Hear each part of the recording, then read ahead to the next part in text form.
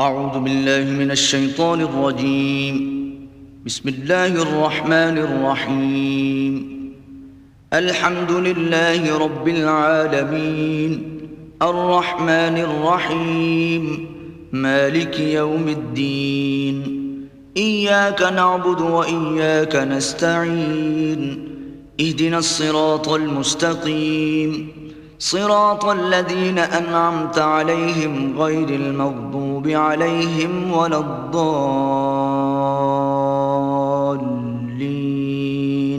بسم الله الرحمن الرحيم. قل هو الله أحد الله الصمد لم يلد ولم يولد ولم يكن له كفوا أحد. بسم الله الرحمن الرحيم. قل هو الله أحد الله الصمد لم يلد ولم يولد ولم يكن له كفوا أحد. بسم الله الرحمن الرحيم. قل هو الله أحد الله الصمد لم يلد ولم يولد ولم يكن له كفوا أحد. رحم الله من قرأ الفاتحة. أعوذ بالله من الشيطان الرجيم. بسم الله الحمد لله رب العالمين. إياك نعبد وإياك نستعين. الصراط أنعمت عليهم غير المغضوب عليهم. بسم الله الرحمن الرحيم. قل هو الله أحد الله الصمد لم يلد ولم يولد. قل هو الله أحد الله الصمد لم يلد. قل هو الله أحد الله الصمد.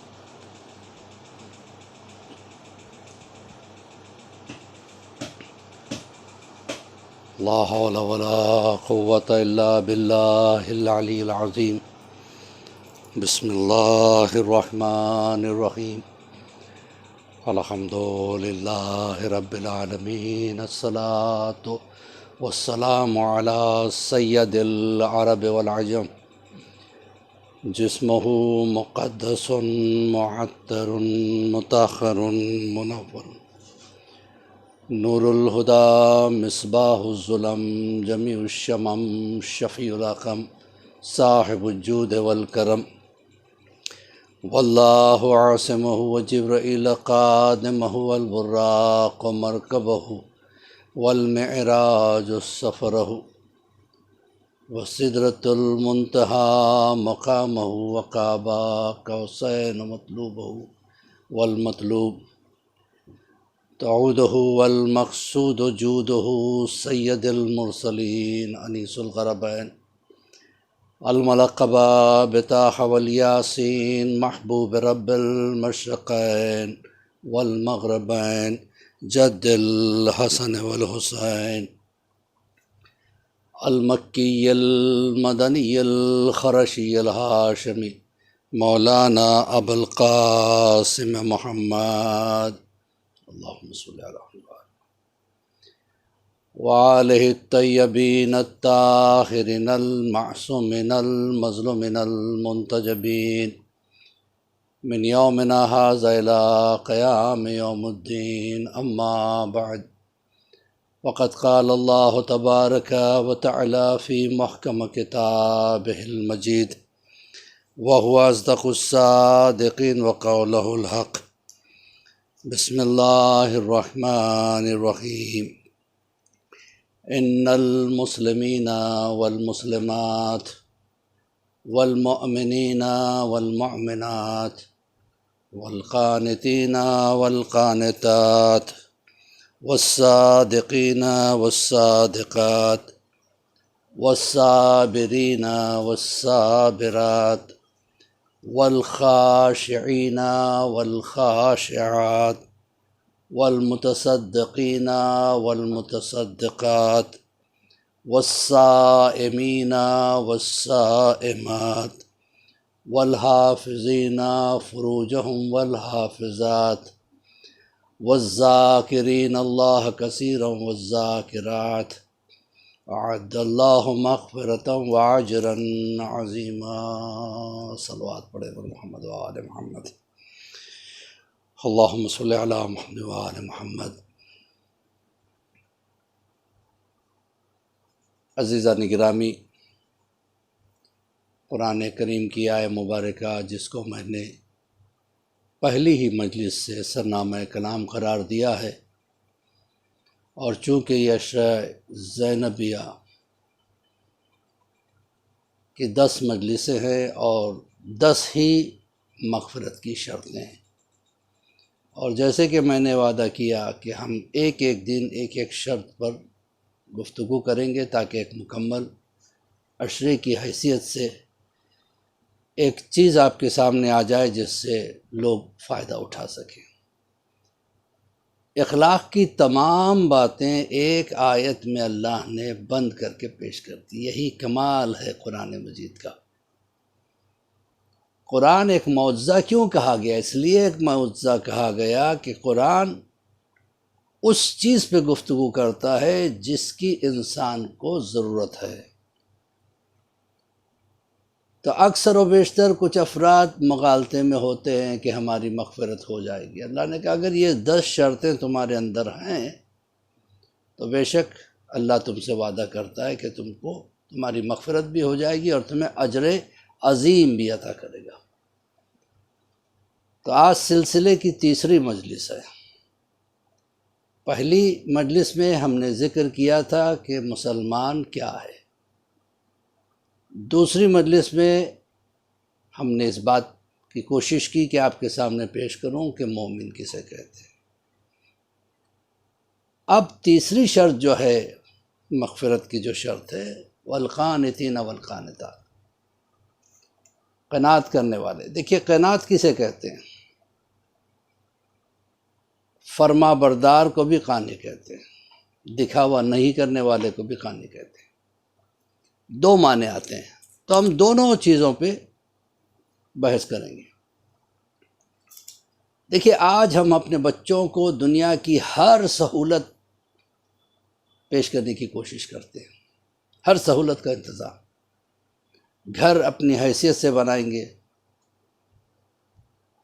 اسکول ان کے لیے اپنی حیثیت سے دیکھیں گے، بہترین اسکول میں داخلہ کرائیں گے، بہترین گھر میں ان کو رکھیں گے، بہترین غذا ان کے لیے مہیا کریں گے، بہترین گاڑی ان کے لیے مہیا کریں گے، بیمار بھی ہوتا ہے تو بہترین ڈاکٹر کے پاس جائیں گے، بہترین دوا دیں گے۔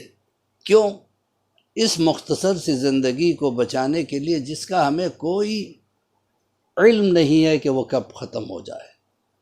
ہو سکتا ہے بچپنے میں ہی کوئی مر جائے، ہو سکتا ہے جوانی میں قدم رکھے مر جائے، ہو سکتا ہے جوان پوری طریقے سے ہو کے مر جائے، یا بڑھاپے میں قدم رکھ کے مر جائے، یا بوڑھا ہو کے مرے، ہم کوئی نہیں جانتے، لیکن فکر ضرور اس کی رکھتے ہیں۔ سامان 100 برس کا ہے، پل کی خبر نہیں۔ انسان 100 برس کے انتظام لے کے چلتا ہے، جبکہ اسے پتہ نہیں ہو کب ختم ہو جائے گا۔ تو عزیزان محترم، جس طریقے سے ہم دنیا کی فکر کرتے ہیں اپنے بچوں کے لیے، کاش ہم آخرت کی فکر کرتے۔ آخرت کی فکر اگر کرانا ہے بچوں میں تو بچپن سے بچوں میں عادت ڈالیں کہ بچہ خوف خدا رکھے،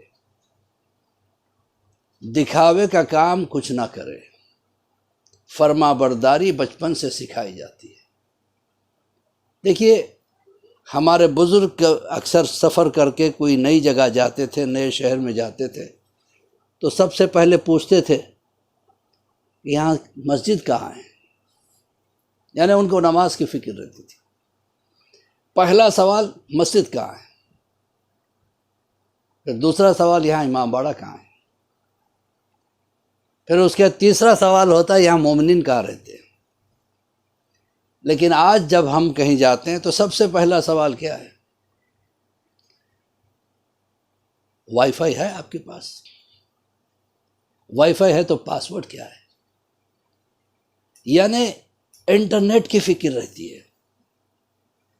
آکوپائی کر لیا ہے اس چھوٹے سے موبائل نے آج دنیا بھر کو۔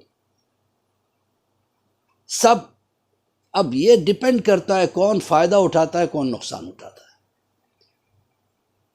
نقصان اٹھانے والے ہی سب سے زیادہ ہوتے ہیں۔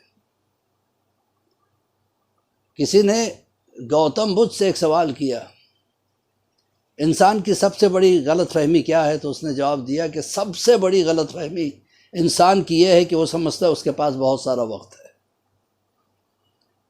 اور یہی سوچتا ہے آدمی، کوئی بھی بات کہو یہ اچھا کام ہے اس کو شروع کرو، کل سے شروع کریں گے، یعنی اسے یقین ہے کہ کل تک وہ جیے گا، پھر وہ کام کب تک چلے گا وہ جانے صرف خدا، اور کوئی نہیں جانتا۔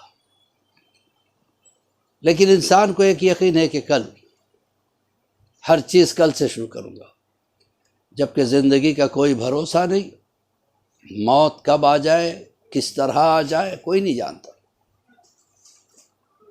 تو ہمیں فکر ہے وائی فائی ہے یا نہیں گھر میں، چارجر ہے آپ کے پاس، کاش اتنی فکر ہم اپنے آخرت کی کرتے تو کیا ہو جاتا انسان۔ تو ذان محترم، اس آیت میں کیا ہے؟ صرف مسلمان ہونا کافی نہیں ہے، صرف مومن ہونا کافی نہیں ہے، فرما بردار ہونا شرط ہے۔ فرما برداری دو طرح کی ہے، ایک اللہ کی فرما برداری، دیکھیے مرد کے لیے یہ ہے کہ وہ ماں باپ کا فرما بردار ہو، اللہ کا فرما بردار ہو، لیکن عورت کے لیے اور آسان کر دیا۔ دیکھیے جنت کو کمانا مرد کے لیے مشکل ہے، عورت کے لیے آسان ہے، یہ ہے اسلام کا کمال۔ عورت کے لیے اللہ کی بھی فرما برداری ہے، ماں باپ کی ہے، جب شادی ہو جائے تو پھر شوہر کی فرما برداری ہے، اور ساری جنت اللہ نے خدمت میں لکھ دی عورت کے۔ ایک شخص جو ہے نا رسول اللہ کے ساتھ آ رہا تھا، جنگ سے واپس آ رہا تھا، وہ کہہ رہا ہے کہ جب ہم جنگ سے واپس فاتح بن کے آ رہے تھے تو رسول اللہ نے کہا کہ ہم جو ہے اپنی جان کی بازی لگا کے جہاد پہ گئے تھے اور فاتح بن کے آ رہے ہیں۔ تو اس آدمی نے پوچھا یا رسول اللہ عورتوں کا جہاد کیا ہے؟ کہ ان کا جہاد تو اس سے زیادہ کٹھن ہے، بہت مشکل جہاد ہے، ہمارے لیے آسان ہے تلوار چلاؤ یا تو مارو یا مر جاؤ، یا فاتح ہو جاؤ یا غازی بن جاؤ یا شہید ہو جاؤ، لیکن عورت کا جہاد بہت کٹھن ہے۔ مرد کے مزاج کو لے کے چلنا، اس کی فرما بردار رہنا، اللہ کی فرما بردار رہنا، بچوں کی ذمہ داری اپنے کندھوں پہ اٹھانا، انہیں تربیت دینا، یہ ساری چیزیں اللہ نے عورت کے حصے میں لکھ دی ہے، اس لیے اس کے قدموں کے نیچے جنت کہا گیا۔ مرد کے قدموں کے نیچے جنت نہیں کہا گیا، عورت کے قدموں کے نیچے جنت ہے۔ تو اذان محترم بڑا مشکل مرحلہ ہے، اتنا آسان نہیں ہے ایک بیوی بننا۔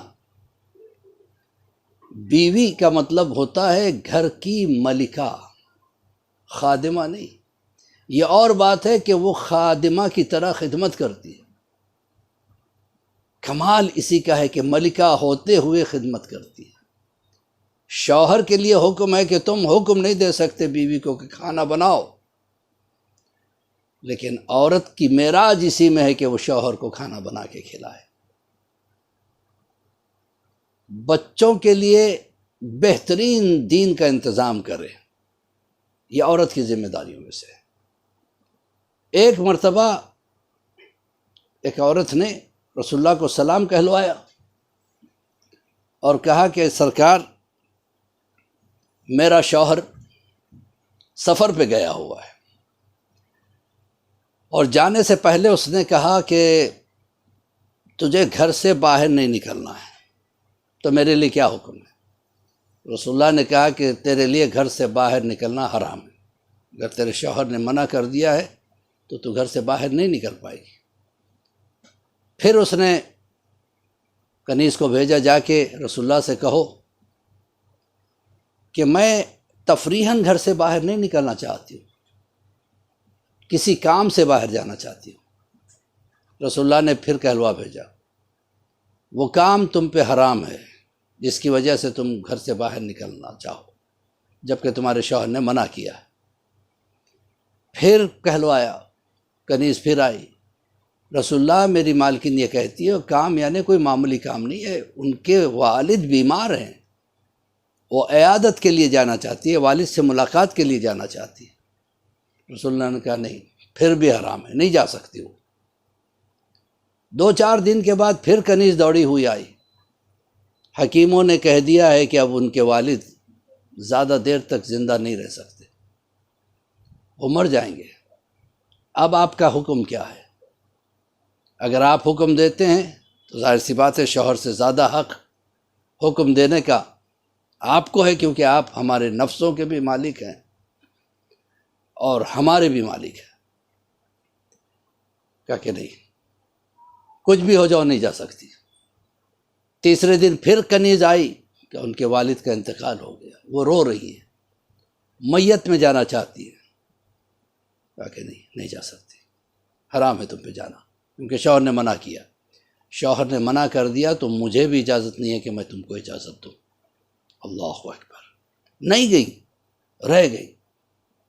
تو جبرائیل نے آن کے کہا کہ ان سے کہہ دو یا رسول اللہ کہ اللہ اس کی فرما برداری سے اتنا خوش ہے کہ اس نے اس کے بھی پورے گناہ معاف کر دیے، اس کے والد کے زندگی بھر کے گناہ معاف کر دیے، والدہ کے زندگی بھر کے گناہ معاف کر دیے، نہ صرف والدین بلکہ دادا دادی نانا نانی جتنے خونی رشتہ دار ہیں سب کے گناہ اس ایک عورت کی فرما برداری کی وجہ سے اللہ نے معاف کر دیا۔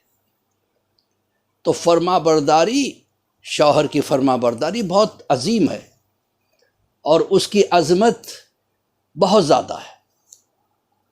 تو اس آیت میں یہی ہے، شرط کیا ہے؟ خالص مسلمان ہونا شرط نہیں ہے، خالص مومن ہونا شرط نہیں ہے، بلکہ فرما بردار مومن ہو، فرما بردار مرد ہو، فرما بردار عورت ہو۔ اگر فرما برداری نہیں ہے تو پھر وہ شرائط کے اندر نہیں آتی۔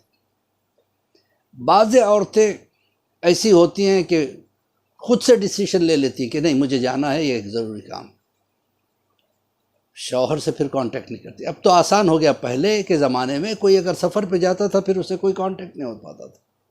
اب تو موبائل ہے، ایک کال کر لے۔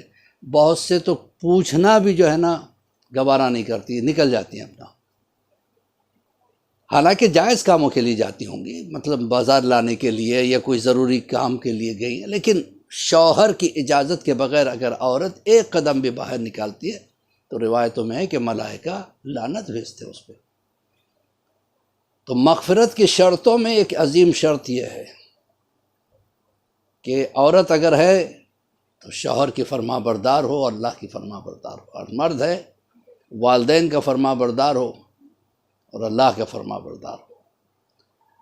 عورت کی ایک اور ذمہ داری یہ ہے کہ شوہر کو خوش رکھے، اس کے لیے خوشی کا سامان مہیا کرے، اپنے آپ کو ڈیکوریٹ بھی کرتی ہے، میک اپ کرتی ہے، تو شوہر کے لیے کرے اور کسی کے لیے کرنا حرام ہے۔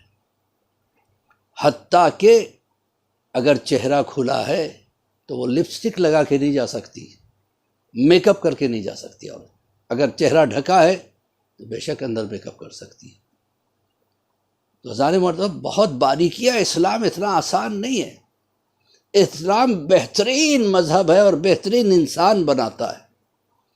آئیڈیل وائف اگر دیکھنا ہے تو اسلام میں دیکھو، آئیڈیل ہسبینڈ دیکھنا ہو تو اسلام میں دیکھو، آئیڈیل باپ دیکھنا ہو تو اسلام میں دیکھو، آئیڈیل ماں دیکھنی ہو تو اسلام میں دیکھو۔ اور وہ آئیڈیل کوئی اور نہیں، ہمارے اہل بیت اطہار، مولا کائنات کی زندگی، جناب سیدہ کی زندگی، حسنین کی زندگی اور ائمہ کی زندگی دیکھیں، ان سے درس لینا ہے۔ بہت سے کہتے ہیں واقعات کیوں سناتے؟ بھیا واقعات ہی تو ایک موٹیویشن ہے۔ قرآن اگر ایسے دیکھ لیا جائے تو واقعات کی کتاب ہے۔ بہت سو کو اعتراض ہوتا ہے کہ ارے کچھ پوائنٹس نہیں ملے، واقعات پہ ٹال دیا۔ واقعات پہ ٹالا نہیں جاتا، واقعہ اس لیے بیان کیا جاتا ہے جب وہاں ہو سکتا تھا یہ کام تو یہاں کیوں نہیں ہو سکتا۔ موٹیویشن کے لیے واقعات بتائے جاتے ہیں۔ جابر ابن عبداللہ انصاری رسول اللہ اور مولا علی دونوں کے صحابی ہیں اور بہترین صحابی۔ یہ وہ جابر ابن عبداللہ انصاری کہ جن کے گھر پہ اونٹنی رکی تھی، مدینہ پہنچ کے سب سے پہلے قیام رسول اللہ نے انہی کے گھر میں کیا تھا۔ یہ وہ جابر ابن عبداللہ انصاری ہیں جنہوں نے شاہ یمن کے خط کو نسلاً بعد نسلن رکھا تھا اور رسول تک پہنچایا تھا اور علی تک پہنچایا تھا۔ 17 نسلوں تک خط کی حفاظت کی تھی، امانت داری اتنی، اور بیوی بہترین ملی تھی ان کو، فرما بردار بیوی جو ہر وقت شوہر کے آرام کا خیال رکھتی تھی۔ اور جابر ابن عبداللہ انصاری اکثر و بیشتر تجارت میں باہر جایا کرتے تھے، اور جب جاتے تھے چونکہ یہ بہت امانت دار تھے، لوگ اپنی امانتیں ان کے پاس رکھواتے تھے، اور جب یہ تجارت سے واپس آتے تھے تو سب سے پہلے جو تاجروں کی امانتیں سب سے پہلے ان کو واپس کرتے تھے۔ امانت میں کہیں خیانت نہ ہو جائے یہ ڈر رہتا تھا، نیت کہیں بدل نہ جائے، حالانکہ ایسے نہیں تھے، پھر بھی احتیاط، محتاط، آتے سب سے پہلا کام امانتوں کو واپس کرتے تھے۔ ایک مرتبہ جابر ابن عبداللہ انصاری سفر پہ تھے، ان کا ایک بیٹا تھا، اکلوتا، ایک بچہ۔ سوچئے جسے بڑے دعاؤں کے بعد، بڑی منتوں کے بعد بچہ پیدا ہوا ہو تو اس سے کتنی محبت ہوتی، لہذا ماں باپ دونوں کی آنکھوں کا تارا تھا وہ لڑکا، اور باپ تو بے پناہ پیار کرتا تھا اپنے بیٹے سے، ماں تو کرتی ہے، باپ بھی بہت کرتا تھا۔ ایک بار جابر ابن عبداللہ انصاری سفر پہ تھے، بیٹے کا انتقال ہو گیا، مر گیا بیٹا کسی حادثے کی وجہ سے یا جو بھی ہوا ہو، بہرحال جب بچہ مر گیا ماں بہت روئی، رونے کے بعد بہرحال غسل و کفن ہوا، دفن ہو گیا۔ 2-4 دن کے بعد جابر ابن عبداللہ انصاری اپنے گھر پہنچے۔ کوئی اور عورت ہوتی تو کیا کرتی آپ بتائیے، دوڑ کے جاتی اور ان کو پکڑ کے رونے لگتی، ہے نا، یہ فطرت ہے کہ ہمارا اکلوتا بیٹا ہمیں چھوڑ کے چلا گیا۔ لیکن جابر ابن عبداللہ انصاری کی بیوی عام عورت نہیں تھی، مومنہ تھی۔ یہی فرق ہے ایک عام عورت میں ایک مومنہ میں۔ انہوں نے سوچا کہ سفر سے تھکے ہوئے آئے ہیں، اگر میں فوراً صدمے کی خبر دوں گی تو شاید وہ برداشت نہ کر پائے، اور یہ بھی ہو سکتا ہے کہ وہ اللہ کو پیارے ہو جائے۔ لہٰذا سب سے پہلے جب وہ آئے تو ان کے نہانے کا انتظام کیا، ان کے کپڑے انہیں پہنائے، کھانا ان کے سامنے پروسا، بڑی محبت کے ساتھ۔ اس زمانے میں تو فین وغیرہ ہوتے نہیں تھے، ایک ہاتھ سے پنکھا کرتی جاتی اور ان کے سامنے کھانا پروستی جاتی، اور پوچھا سفر کیسا رہا؟ کہ الحمدللہ اچھا رہا۔ چلیے اللہ کا لاکھ لاکھ شکر ہے۔ میں آپ سے ایک سوال کرنا چاہتی ہوں۔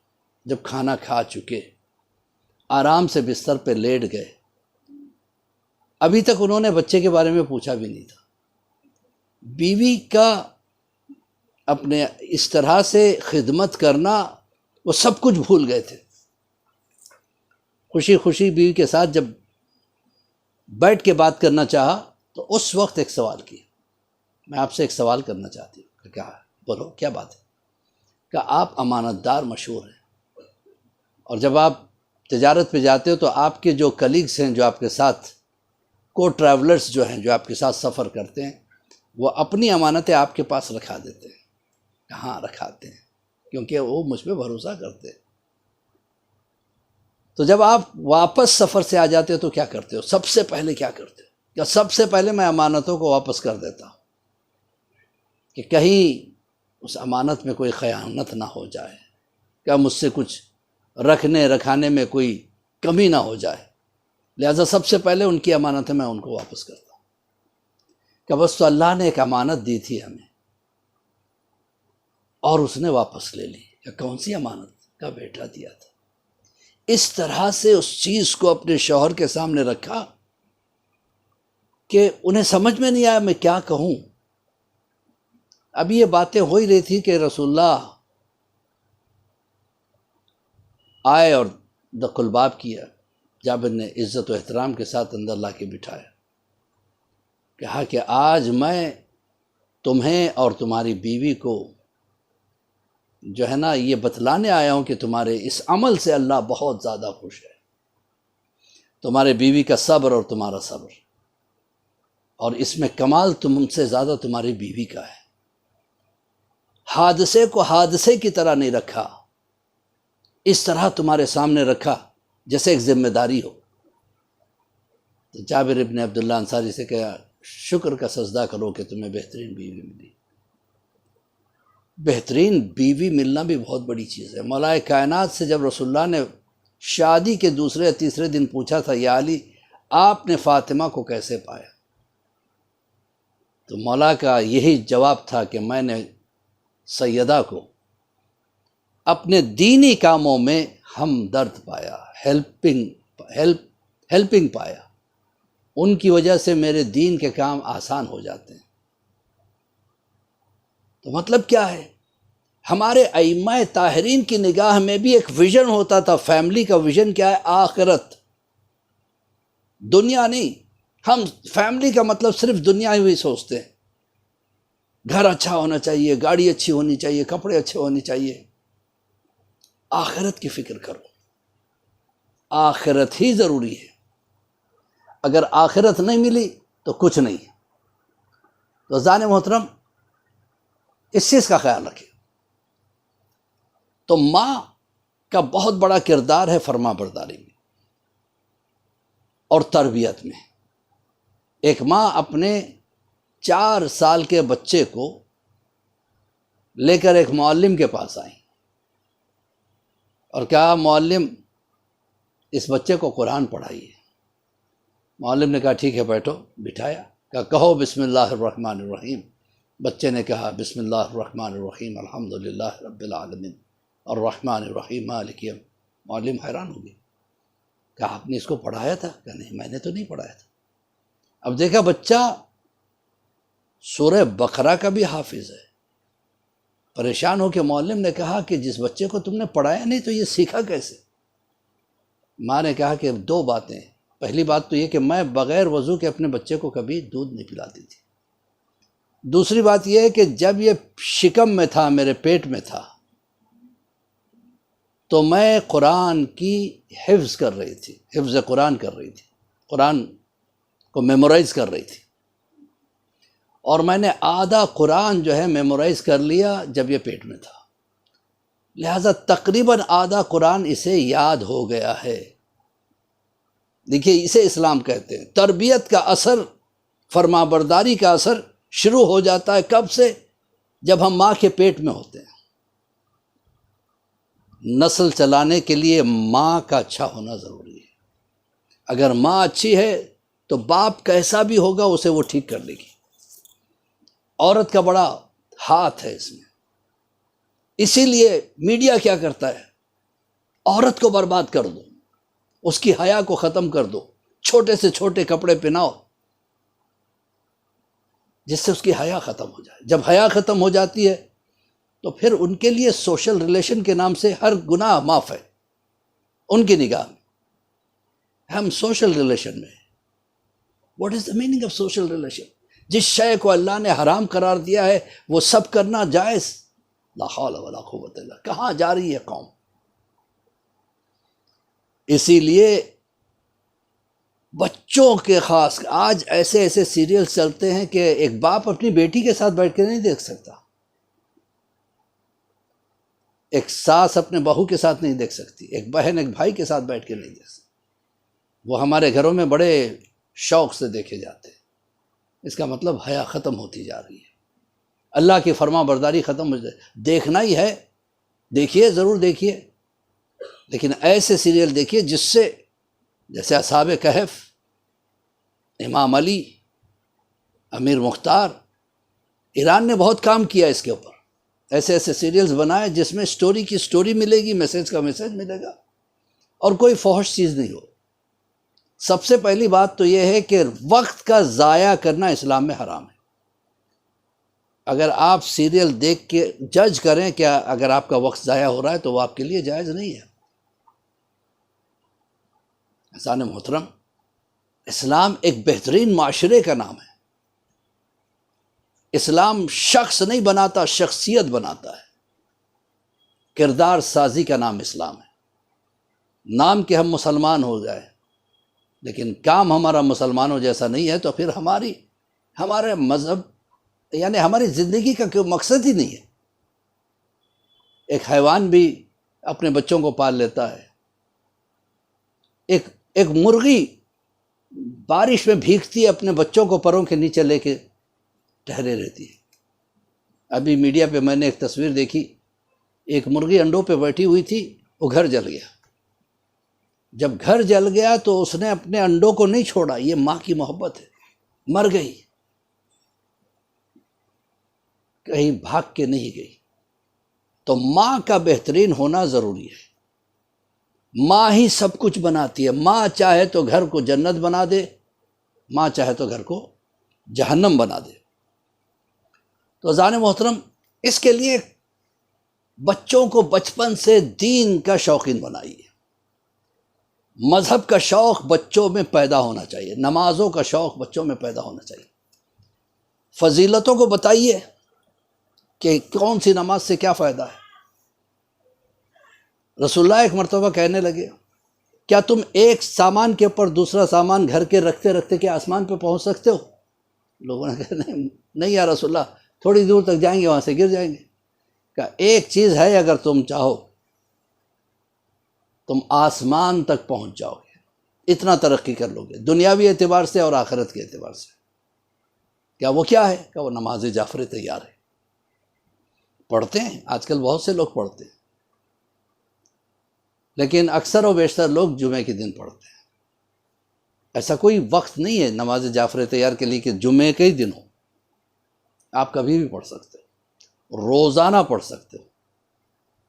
مولا کائنات امیر المومنین علی ابن ابی طالب علیہ السلام فرماتے ہیں کہ اگر کوئی دعا قبول نہیں ہو رہی ہو تو دعا کی قبولیت کی نیت سے 40 مرتبہ تسبیحات اربع پڑھیں، سبحان اللہ والحمد للہ ولا الہ الا اللہ واللہ اکبر، پھر دعا مانگے، اس کی دعا ضرور قبول ہوتی ہے۔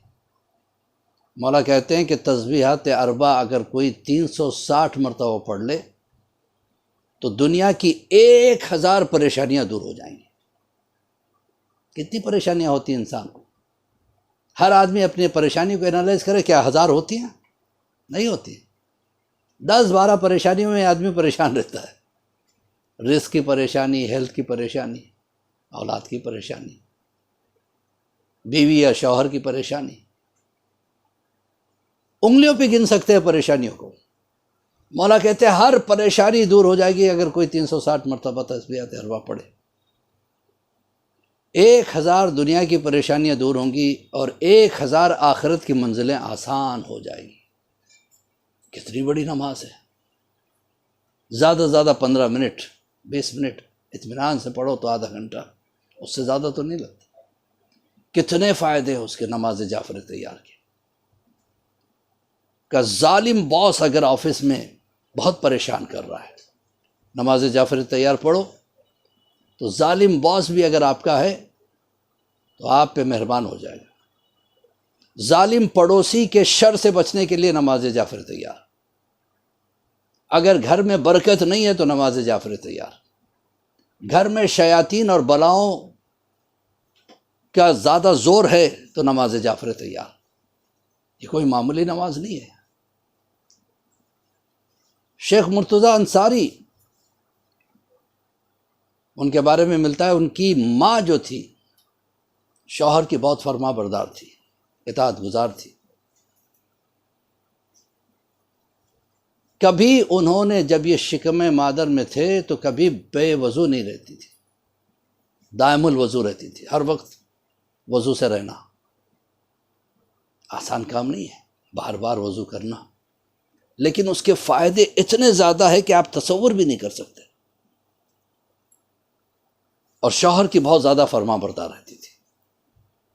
جو عورت اپنے شوہر کی فرما بردار رہتی ہے، اللہ اس کو ایسی اولاد دیتا ہے جو اس کے دل کی ٹھنڈک بن جاتی ہے۔ جو عورت شوہر کی فرما بردار نہیں رہتی ہے، روایت میں کہ اللہ اولاد کا غم دیتا ہے۔ وہ اولاد کیا کرتی ہے؟ اس سے فرما برداری نہیں کرتی۔ تو شیخ مرتضی انصاری کہ والدہ سدا وضو کر کے رہتی تھی، اور کبھی انہوں نے دودھ بھی نہیں پلایا بچے کو بغیر وضو کے۔ اور ایک دن شیخ مرتضیٰ انصاری کے والد نے خواب میں دیکھا کہ چھٹے امام جعفر صادق علیہ الصلوۃ والسلام ایک قرآن لا کے ان کو پریزنٹ کر رہے ہیں۔ تو جب دیکھا گیا، تعبیر پوچھا گیا اس دور میں، تو کہا کسی نے کہ آپ کو ایک ایسا بیٹا اللہ عطا کرے گا، آپ کی فرما برداری کی وجہ سے، آپ کی بیوی کی فرما برداری کی وجہ سے آپ سے، جو عالم دین بنے گا۔ شیخ مرتضیٰ انصاری جو ہے نا بہترین عالم دین بنے، نہ صرف بہترین عالم دین بنے بلکہ مرجع وقت تھے۔ اس زمانے میں 4 کروڑ افراد ان کے مقلد تھے۔ آپ سوچیں کتنا بڑا درجہ تھا ان کا۔ پھر اس کے بعد جب وہ دنیا سے گئے تو ان کے پاس صرف 17 تومان تھے مال دنیا میں، اور کچھ نہیں تھا۔ اتنی ہی قرضداری ان کے سر پہ تھی جس سے قرضداری ادا کر دی گئی۔ کسی مومن نے کفن و دفن کا انتظام اپنی طرف سے کر دیا۔ ایسے ہوتے علماء۔ اب سوال یہ ہے کہ اتنا درجہ انہیں کیسے ملا؟ جب ایک زمانے میں ان سے پوچھا گیا کہ آپ کی زبان میں بڑی تاثیر ہے، آپ کی دعا بہت فوراً قبول ہو جاتی ہے، آپ کو اللہ نے بڑی عزت سے نوازا ہے، آخر آپ کرتے کیا ہے؟ کہ چند چیزیں میں کرتا ہوں، کوئی بھی کرے تو ایسے درجے پہ آ سکتا ہے۔ کہ کیا ہے؟ کہ سب سے پہلی بات تو یہ ہے کہ میں باوضو رہتا ہوں۔ دوسری چیز یہ ہے کہ سن بلوغ سے لے کے مرتے دم تک انہوں نے نماز جعفر طیار کبھی نہیں چھوڑا۔ روزانہ 1 سپارہ قرآن پڑھتے تھے، زیارت جامعہ پڑھتے تھے، اور زیارت عاشور پڑھا کرتے تھے، جس کی وجہ سے اللہ نے دنیا بھر کی عزت سے ان کو نوازا تھا۔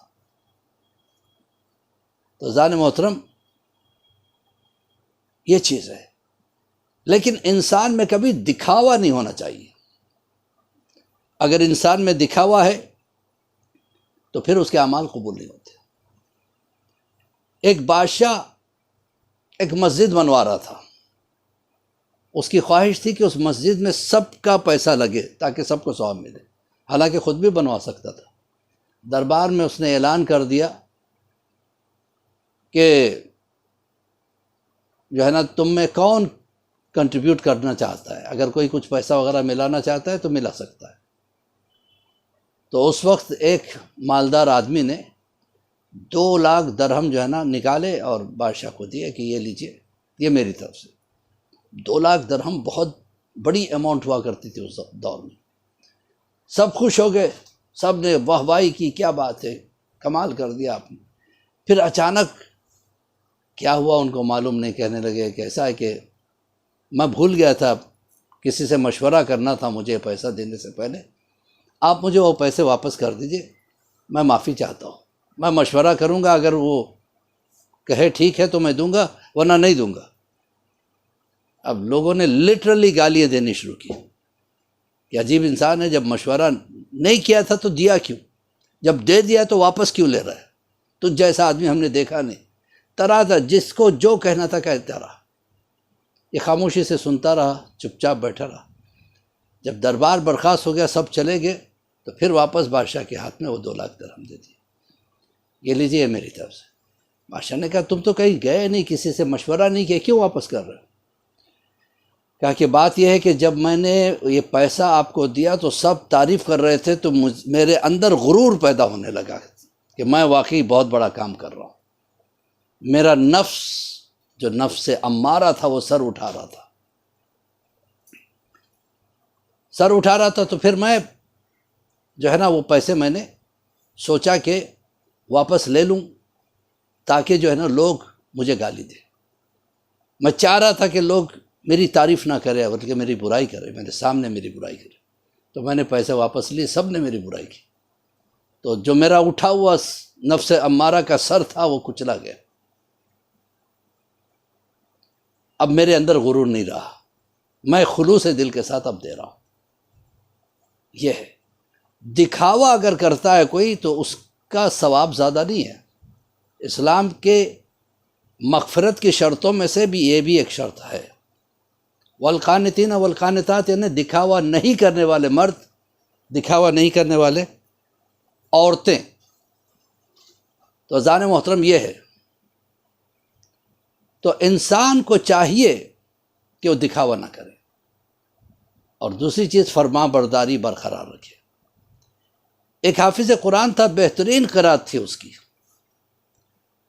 وہ قرآن جب پڑھتا تھا تو لوگ ٹھہر جاتے تھے اور سننے لگتے تھے۔ ایک مرتبہ سورہ رحمان کی قرات کر رہا تھا، قاری بھی تھا، سورہ رحمان کی تلاوت کر رہا تھا بڑی پیاری آواز میں۔ دو آدمی باہر سے جاتے جاتے ٹھہر گئے اور دیکھنے لگے اس کو، کہنے لگے کیا آواز ہے اس کی، اس کے کانوں میں وہ چیز آ گئی۔ جب اپنی تعریف سنا تو بہت خوش ہوا اور آواز کو اچھی بنانے کی کوشش میں پڑھتا رہا، یہاں تک کہ اس نے پڑھ لیا۔ اس دن رات کو جب سویا تو خواب میں دیکھا کہ وہ محشر کے میدان میں ہے، اور اللہ نے کہا آج کا اس کا عمل کون سا ہے سامنے رکھو۔ تو سورہ رحمان سنہری حروف میں شروع ہوا تھا، سامنے رکھا، پہلا ورق سنہری حروف، دوسرا ورق سنہری حروف، تیسرے ورق پہ جب پہنچے تو بلینک، چوتھا بلینک، پانچواں بلینک۔ پریشان ہو گیا کہ یا اللہ میں نے تو پورا سورہ رحمان پڑھا تھا، اس کا سورہ رحمان اس میں سے غائب کیسے ہو گیا، سورہ رحمان اس پہ سے غائب کیسے ہو گیا؟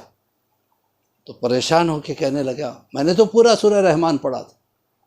اللہ نے کہا کہ وہ جو پہلے 2 پیج پڑھے تھے وہ تم نے ہمارے لیے پڑھے تھے، باقی جتنے پیج تم نے پڑھے تھے یہ دکھاوے کے تھے، اور دکھاوے کا عمل اللہ قبول نہیں کرتا۔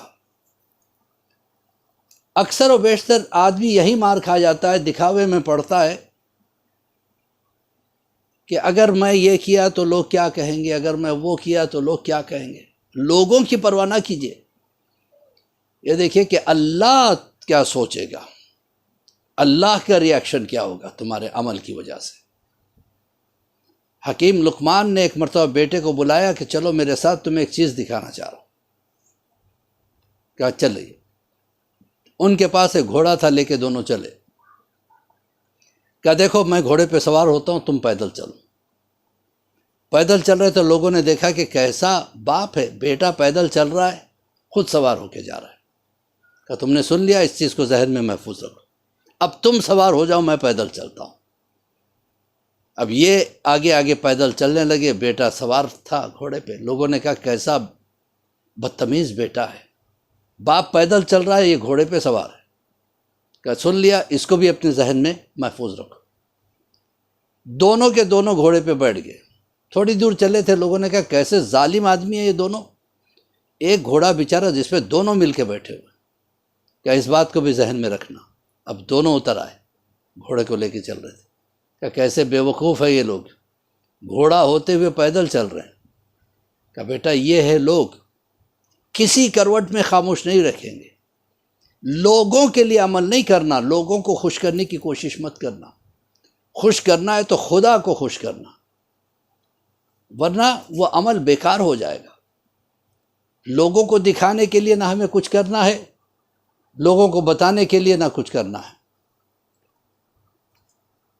اچھا، یہ دکھاوے کے چکر میں عورتیں زیادہ شکار ہو جاتی ہیں۔ اکثر و بیشتر شادیوں میں ایسے چیزیں رائج ہو گئی ہیں جو صرف دکھاوے کے لیے۔ اتنے جوڑے کپڑے ہونا چاہیے، 40 جوڑے کپڑے ہونا چاہیے، 40 نہیں ہوں گے تو لوگ کیا کہیں گے، اتنے سیٹ ہونے چاہیے سونے کے، اتنے سیٹ ہونے چاہیے چاندی کے۔ عورت اس دکھاوے کے چکر میں یہ نہیں سوچتی کہ یہ سیٹ دیتے دیتے میرا خاوند کی کیا حالت ہو جائے گی۔ پہلے یہ دیکھیں اس میں اتنی طاقت ہے دینے کی اگر طاقت ہے تو کون باپ اپنی بیٹی کو کچھ نہیں دینا چاہے گا۔ لیکن دکھاوے کے خاطر اتنا پس جاتا ہے شوہر، بیوی کی خواہشوں کو پورا کرتے کرتے وہ قبر کی منزل میں چلا جاتا ہے۔ تو یہ اس کی موت نہیں ہے بلکہ یہ اس کے لیے قتل ہے۔ تو عزیزان محترم یاد رکھیے گا، دکھاوا خطرناک چیز ہے، اس کے شکار نہ ہو، اور خدمت میں خلوص رکھیں۔ فرما برداری چاہے وہ اللہ کی ہو چاہے اپنے شوہر کی ہو، اس میں خلوص کا ہونا ضروری ہے اور دکھاوا قطعی نہیں ہونا چاہیے۔ آغا بہجت ایک بڑا دلچسپ قصہ بیان کرتے تھے اکثر و بیشتر اپنے شاگردوں سے۔ کہتے تھے ایک مالدار شخص نے اپنی بیٹی کی شادی ایک بہت ہی غریب سید عالم دین سے کر دی۔ اب یہ بیٹی چونکہ مالدار گھرانے میں پلی تھی، اس کو کوئی کام آتا ہی نہیں تھا، اس نے کبھی اپنا کام اپنے ہاتھ سے کیا ہی نہیں تھا، نہ اسے کپڑے دھونے آتے تھے، نہ گھر کی صاف صفائی آتی تھی، نہ کھانا بنانا آتا تھا۔ یہ بیچارہ سید غریب عالم دین حیا کی وجہ سے، شرم کی وجہ سے کبھی اپنی بیوی سے کچھ کہتا بھی نہیں تھا، جو ملا کھا لیے، کچھ لے کے آگے کھا لیے، کب تک باہر کا کھاتے رہے آدمی۔ مہنگا بھی بہت پڑتا تھا، غربت کی وجہ سے افورڈ بھی نہیں کر پاتا تھا، تو قرضے میں چلا جاتا تھا۔ روز دعا کرتا تھا، پروردگار میری تکلیف کو آسان کر۔ بیوی سے بڑی محبت کرتا تھا، کچھ کہتا بھی نہیں تھا۔ ایک دن جناب سیدہ خود اس عورت کے خواب میں آئیں، آ کے کہا کہ تم میرے بچے کو کھانا پکا کے کیوں نہیں کھلاتی؟ کہا کیسے کھانا پکا کے کھلاؤں، میں نے کبھی پکایا نہیں زندگی میں، مجھے آتا ہی نہیں۔ کہا کوشش تو کر کے دیکھو۔ کہا کوشش کیسے کروں؟ کہا کوشش اس طرح کرو کہ ایک برتن لے لو، جتنی چیزیں ایک بریانی بنانے میں لگتی ہیں یا کھانا بنانے میں لگتی ہیں، ساری چیزیں، پانی، چاول، ہلدی، مسالے، تیل وغیرہ، سب ایک ساتھ ایک دیگچی میں ڈال کے چولہے پہ چڑھا دو۔ اب یہ اٹھی، خواب سے اٹھنے کے بعد کہا کہ دیکھتی ہوں میرا خواب سچا ہے یا کیسا ہے۔ چاول، تیل، دال وغیرہ وغیرہ جو کچھ پڑتے ہوں دیگچی میں ڈالا اور آگ پہ رکھ دیا۔ ایسا بہترین کھانا بنا، یہ کرامت تھی، جناب سیدہ کی نظر عنایت تھی، بہترین کھانا بنا۔ میاں بیوی دونوں حیران ہو گئے کہ اتنا بہترین کھانا ہم نے زندگی میں کبھی نہیں کھایا۔ اب روز یہی کام کرتی ہے، سب کچھ برتن میں چڑھا دیتی ہو، پک کے تیار ہو جاتا، دونوں کھا لیتے۔ اب اس کے بعد شوہر نے چاہا کہ میں ذرا میرے دوستوں کو بھی یہ ذائقہ چکھاؤں، اپنے دوست علماء کو لائے، انہوں نے بھی کھایا تو بہت تعریف کی، یہ خوش ہو جاتی بہت۔ اب دھیرے دھیرے شہرت ہونے لگی کہ بہترین کھانا بناتی ہیں۔ آغا بہجت کہتے ہیں کہ تعجب اس بات پہ تھا کہ یہ عورت روز کرامت جناب سیدہ دیکھتی تھی، لیکن کبھی کھانا بنانا سیکھنے کی کوشش نہیں کی۔ اس کے بعد وہ کہتے ہیں کہ ہم بھی روزانہ اللہ کی مہربانیاں دیکھتے ہیں، اللہ کی کرامتیں ہم پہ دیکھتے ہیں، ہمارے برے سے برے وقت میں اللہ ساتھ دے دیتا ہے، روز کرامت دیکھتے ہیں اللہ کی، لیکن پھر بھی ہم چینج نہیں ہوتے۔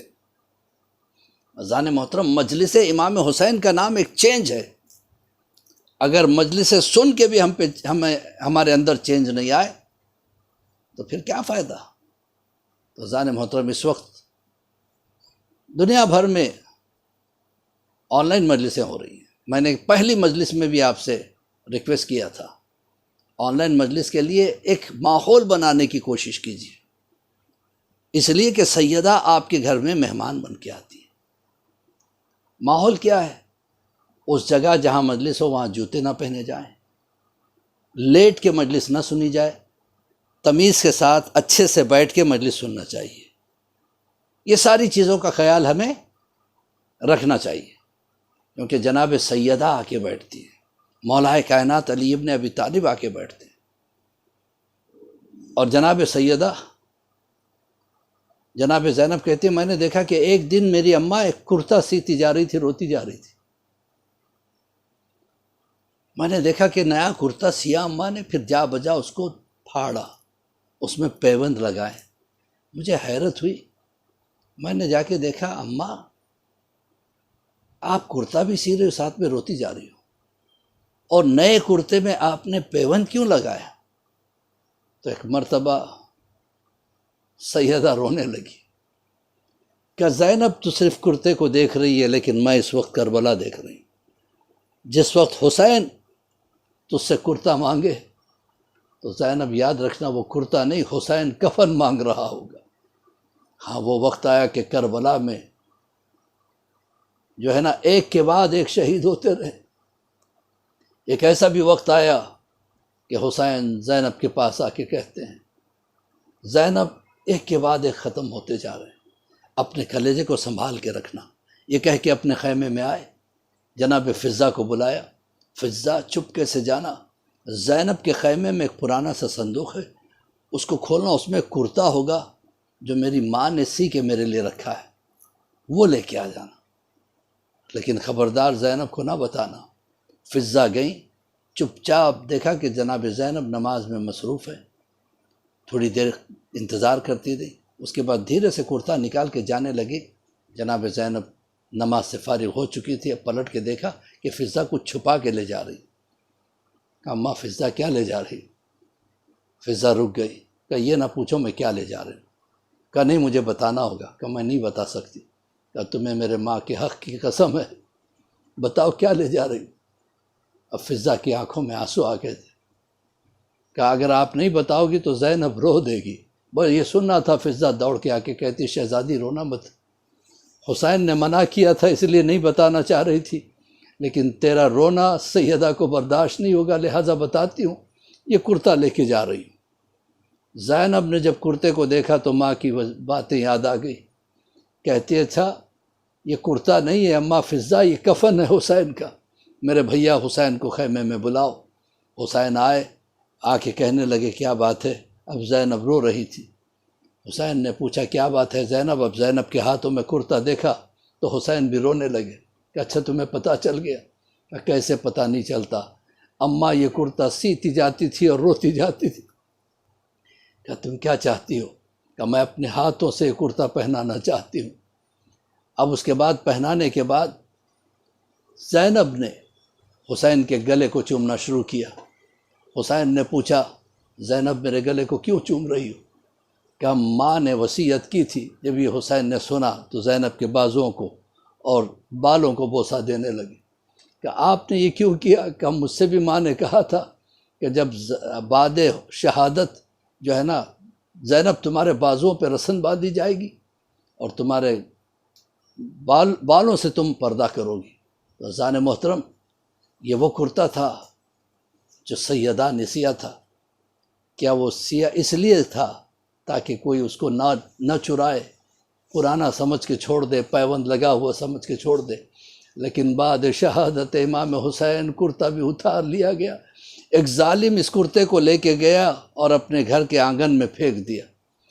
رات کو اس کی بیوی کے کانوں میں کسی بیوی کے رونے کی آوازیں آ رہی تھی، یہ پریشان ہو گئی، باہر نکل کے دیکھا کہ ایک بیوی اس کے وہ کرتے کو لیے ہوئے سینے سے لگا کے رو رہی ہیں اور بار بار کہتے ہائے میرے حسین، کیا اسی دن کے لیے میں نے کرتا سیا تھا؟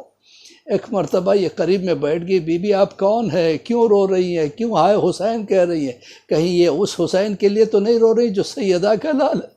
تو ایک مرتبہ کہا ہاں میں ہی تو سیدہ ہوں، میں نے اس کرتے کو روتے ہوئے سیا تھا، میں نے یہ سوچا تھا کہ حسین کا کرتا بچ جائے گا، لیکن تیرے شوہر نے میرے بچے کا کرتا اتار دیا، آج میرا بچہ بے کفن پڑا ہوا ہے، اس کرتے کو لا کے اس نے آنگن میں پھینک دیا، یہ میرے حسین کا کرتا ہے۔ ایک مرتبہ اٹھی، جا کے شوہر کو اٹھایا جو ملعون سو رہا تھا، کہ تجھے شرم نہیں آتی؟ تجھے پتہ ہے تو نے کس کو رلایا؟ آج سیدہ ہمارے آنگن میں آ کے رو رہی تھی، آج رسول کی بیٹی ہمارے آنگن میں رو رہی تھی۔ انا للہ و انا الیہ راجعون۔ رضا قضاء تسلیما لامر مولا، اللہم بحق محمد وانت المحمود، بحق علی وانت العلا، بحق فاطمة انت فاطر السماوات والعرض، بحق الحسن وانت المحسن، بحق الحسین انت قدیم الاحسان، واستجب دعائی واقض حاجاتی برحمتک یا ارحم الراحمین۔ پروردگار اس خلیل عزاداری کو قبولیت کا درجہ عطا فرما، اس عزاداری کے صدقے میں ہمارے گھروں میں برکت عطا فرما، ہماری ساری پریشانیوں کو دور فرما، ہمارے رزق میں اضافہ فرما، ہماری قرضداریوں کو دور فرما، ہمارے بچوں کو نیک اور صالح بنا، امام کے ظہور میں تعجیل عطا فرما۔ سب کی پریشانیوں کو دور کرنے کے لیے اپنی اپنی حاجتوں کو اپنے دلوں میں لے کر، بالخصوص جو بیمار ہیں پروردگار کورونا جیسی بیماری سے انہیں شفا کلی عطا فرما، ان کے لیے، امام کے ظہور کے لیے، ہمارے بچوں کی نیک اور سلامت رہنے کے لیے اپنے ہاتھوں کو اٹھا کے 5 مرتبہ آیت کریمہ کی تلاوت کریں۔ بسم اللہ الرحمن الرحیم اما یجیب المضطر اذا دعاہ ویکشف السوء اما یجیب المضطر اذا دعاہ ویکشف السوء اما یجیب المضطر اذا دعاہ ویکشف السوء اما یجیب المضطر اذا دعاہ ویکشف السوء اما یجیب المضطر اذا دعاہ ویکشف السوء اللہم اشف کل مریض اللہم اشف کل مریض اللہم اشف کل مریض اللہم صلی علی